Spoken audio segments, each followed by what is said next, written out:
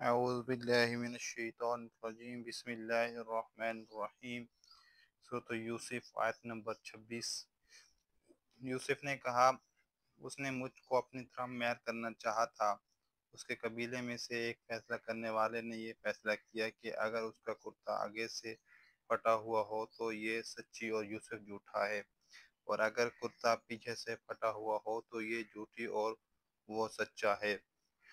جب اس کا کرتا دیکھا تو پیچھے سے پھٹا تھا، تب اس نے زلیخا سے کہا کہ یہ تمہارا ہی فریب ہے، اور کچھ شک نہیں کہ تم عورتوں کے فریب بڑے بھاری ہوتے ہیں۔ یوسف اس بات کا خیال نہ کر، اور زلیخا تو اپنے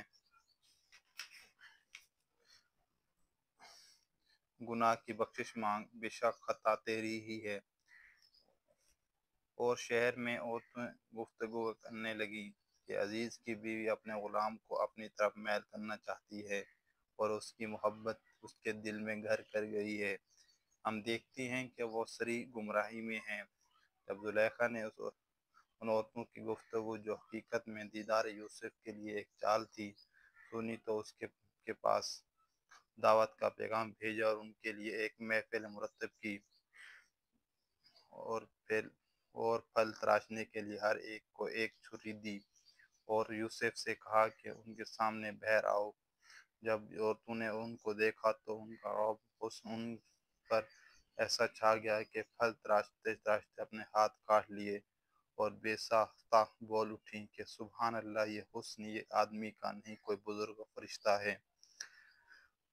تب زلیخا نے کہا، یہ وہی ہے جس کے بارے میں تم مجھے طعنے دیتی تھی، اور بے شک میں نے اس کو اپنی طرف میل کرنا چاہا، مگر یہ بچا رہا، اور اگر یہ وہ کام نہ کرے گا جو میں اسے کہتی ہوں تو یہ قید کر دیا جائے گا اور ذلیل ہوگا۔ یوسف نے دعا کی کہ اے پروردگار، جس کام کی طرف یہ مجھے بلاتی ہے اس کی نسبت مجھے قید پسند ہے، اور اگر تو مجھ سے ان کے فریب کو نہ ہٹائے گا تو میں ان کی طرف میل ہو جاؤں گا اور نادانوں میں داخل ہو جاؤں گا۔ تو اللہ نے ان کی دعا قبول کر لی اور عورتوں کا مکر دفع کر دیا، بے شک وہ سننے اور جاننے والا ہے۔ پھر باوجود اس کے کہ وہ لوگ نشانی دیکھ چکے تھے، ان کی رائے یہی ٹھہری کہ کچھ عرصے کے لیے ان کو قید ہی کر دیں، اور ان کے ساتھ دو اور جوان بھی داخل زندہ ہوئے۔ ایک نے ان میں سے کہا کہ میں نے خواب دیکھا ہے، دیکھتا کیا ہوں کہ شراب کے لیے انگور نچوڑ رہا ہوں، اور دوسرے نے کہا کہ میں نے بھی خواب دیکھا ہے، میں یہ دیکھتا ہوں کہ اپنے سر پر روٹیاں اٹھائے ہوئے ہوں اور جانور ان میں سے کھا رہے ہیں، تو ہمیں ان کی تعبیر بتا دیجیے کہ ہم تمہیں نیکوکاروں میں دیکھتے ہیں۔ یوسف نے کہا کہ جو کھانا تم کو ملنے والا ہے وہ آنے نہیں پائے گا کہ میں اس سے پہلے تم کو ایک تعبیر بتا دوں گا۔ یہ ان باتوں میں سے ہے جو میرے پروردگار نے مجھے سکھائی ہیں۔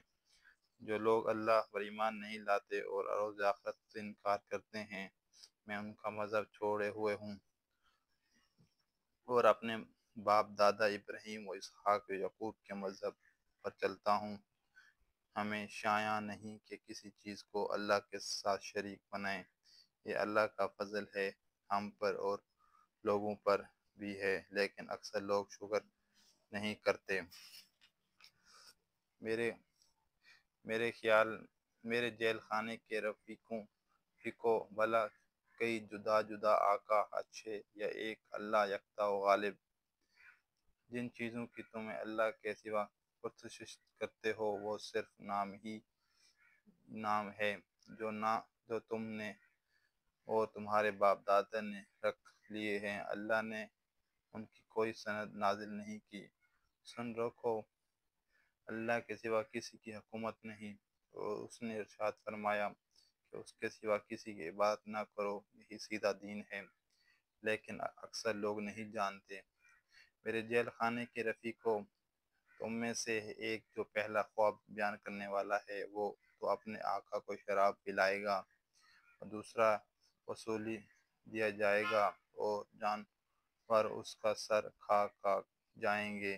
جو امر تم مجھے سے پوچھتے ہو وہ فیصل ہو چکا ہے۔ اور دونوں شخصوں میں سے ایک، جس کی نسبت یوسف خیال کیا کہ وہ رہائی پا جائے گا، اس سے کہا کہ اپنے آقا سے میرا ذکر بھی کرنا، لیکن شیطان نے ان کا اپنا آقا سے ذکر کرنا بھلا دیا اور یوسف بھی کئی برس جیل خانے ہی میں رہے۔ خود بادشاہ نے کہا کہ میں خواب دیکھتا کیا ہوں کہ 7 موٹی گائیں ہیں جن کو 7 دبلی گائیں کھا رہی ہیں، اور 7 خوشے سبز ہیں اور 7 خشک ہیں۔ اے سردار، اگر تم خوابوں کی تعبیر دے سکتے ہو تو مجھے میرے خواب کی تعبیر بتاؤ۔ انہوں نے کہا یہ تو پریشان سے خواب ہے اور ہمیں ایسے خوابوں کی تعبیر نہیں ملتی۔ اب وہ شخص جو دونوں قیدیوں میں سے رہائی پا گیا تھا اور جسے مدت کے بعد وہ بات یاد آ گئی بول اٹھا کہ میں آپ کو ایک کی تعبیر بتاتا ہوں، مجھے جیل خانے میں جانے کی اجازت دیجیے۔ غرض وہ یوسف کے پاس آیا اور کہنے لگا، یوسف اے بڑے سچے، ہمیں اس خواب کی تعبیر بتائیے کہ 7 موٹی گایوں کو 7 دبلی گائیں کھا رہی ہیں اور 7 خوشے سبز ہیں اور 7 سوکھے، تاکہ میں لوگوں کے پاس واپس جا کر تعبیر بتاؤں۔ عجب نہیں کہ وہ تمہاری قدر جانے۔ انہوں نے کہا کہ تم لوگوں کو 7 سال متواتر کھیتی کرتے رہے ہوگے، تو جو غلہ کاٹو تو تھوڑے سے غلے کے سوا جو کھانے میں آئے اسے خشک میں رہنے دینا، اور پھر اس کے بعد خشک سالی کے ساتھ سخت سال آئیں گے کہ جو غلہ تم نے جمع کر رکھا ہوگا وہ سب کو کھا جائیں گے، صرف وہی تھوڑا سا رہ جائے گا جو تم احتیاط سے رکھ چھوڑو گے۔ پھر اس کے بعد ایک ایسا سال آئے گا کہ خوب می برسے گا اور لوگ اس میں رس نچوڑیں گے۔ یہ تعبیر سن کر بادشاہ نے حکم دیا کہ یوسف کو میرے پاس لے آؤ۔ جب قاصد اس کے پاس گیا تو انہوں نے کہا کہ اپنے آقا کے پاس واپس جاؤ اور ان سے پوچھو کہ عورتوں کا کیا حال ہے جنہوں نے اپنے ہاتھ کاٹ لیے تھے، بے شک میرا پروردگار ان کا مکروں سے خوب واقف ہے۔ بادشاہ نے عورتوں سے پوچھا کہ بھلا اس وقت کیا ہوا تھا جب نے یوسف کو اپنی طرف میل کرنا چاہا؟ سب بول اٹھی، حاشا اللہ، ہم نے اس میں کوئی برائی معلوم نہیں کی۔ عزیز کی عورت نے کہا، اب سچی بات تو ظاہر ہو گئی ہے، اصل یہ ہے کہ میں نے اس کو اپنی طرف میل کرنا چاہا تھا اور وہ بے شک سچا ہے۔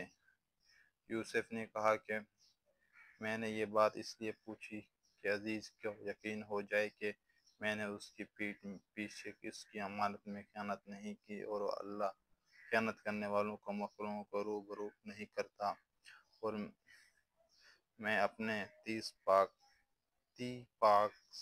صاف نہیں کہتا، کیونکہ نفس ہمارا انسان کو برائی ہی سکھاتا رہتا ہے، مگر یہ کہ میرا پروردگار رحم کرے، بے شک میرا پروردگار بخشنے والا اور مہربان ہے۔ بادشاہ نے حکم دیا کہ میرے پاس لاؤ، میں اسے اپنا مصحف خاص بناؤں گا۔ پھر جب ان سے گفتگو کی تو کہا کہ آج سے تم ہمارے ہاں صاحب منزلت اور صاحب اعتبار ہو۔ یوسف نے کہا، مجھے اس ملک کے خزانوں مقرر کر دیجیے، کیونکہ میں حفاظت بھی کر سکتا ہوں اور اس کام سے واقف بھی ہوں۔